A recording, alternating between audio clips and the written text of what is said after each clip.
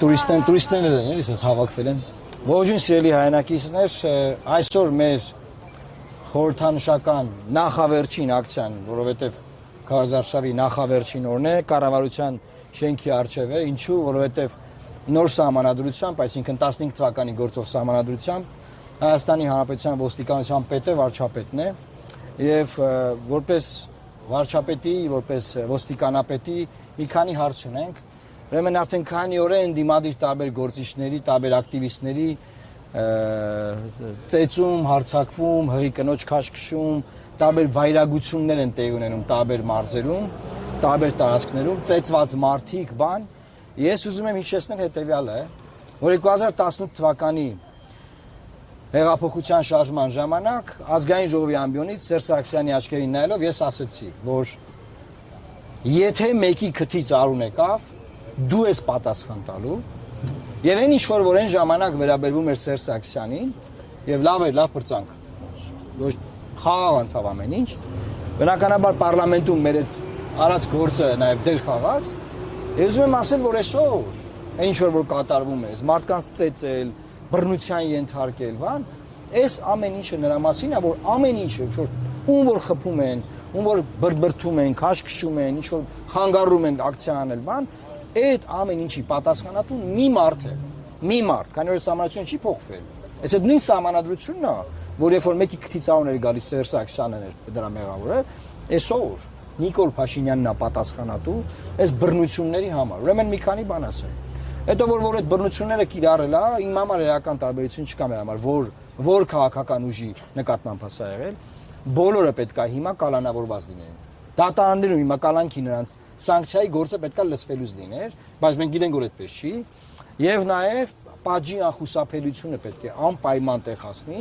որովհետեւ այս ընտրովի արդարադատությունը, որ եթե իրանց նկատմամբ կամ չգիտեմ, իրանց նկատմամբ բանը չի եղել, որ ասեմ, դա անպայման արագ արձագանք կա։ Բայց երբ որ որևէ ընդդիմադիր ակտիվիստի մասին է, ամիսներով քննում են, շո կամերաներ են մանգալի նայեն, քնեն տենան, հələ ով է դեմքը ճշտեն, ֆոտոռոբոտ են սարքում, բան, մինչև այդ գործը փագեն, քննացնեն, ծածկադմփոց անեն։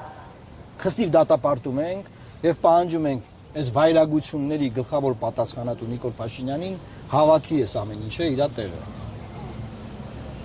Տարբիսը բանունի ասել եմ։ Մի բան ճշտեմ ուղղակի, ես փորձեցի քննչական կոմիտեից բարձր դեռ պատասխանեցին,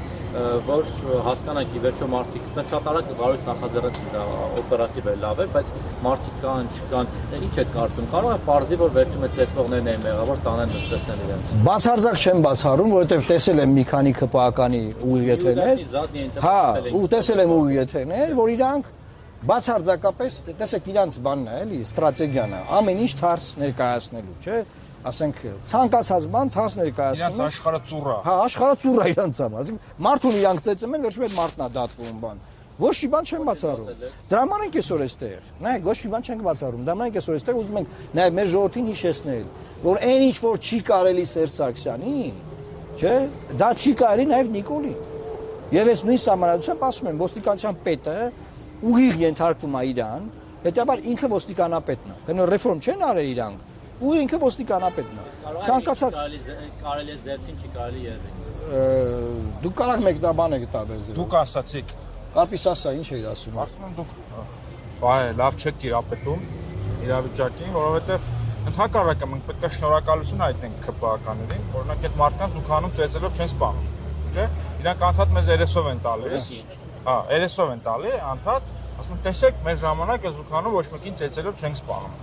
Եվ հիմա պետք է շնորհակալ լինենք, որ ուղղակի այդ մարդկանց ծեծում են, այլ ոչ թե ծեծելով զուգանում սպանում են, բայց իրականում տեղի ունենում են ինչ որ մենք բազմիցս զգուշացրել ենք, հիմա կեղծ ժողովրդավարության ինչ որ միջավայր են ուզում ձևավորել, իբրև թե մենք նախկինում ապրել ենք Չեռնոբիլի ավերակներում, այս իշխանությունը եկել է Հայաստանում ձևավորել է ժողովրդավարություն, ես ուզում եմ ասել, որ հիմա Հայաստանը ավելի ազատ չի, քան Սերժ Սարգսյանի օրոք էր, ուզում եմ հիշեցնել, որ մենք ապրել ենք Սերժ Սարգսյանի օրոք, նույնիսկ հիմա բռնությունները միգուցե ավելի շատ են, սա ստանդարտ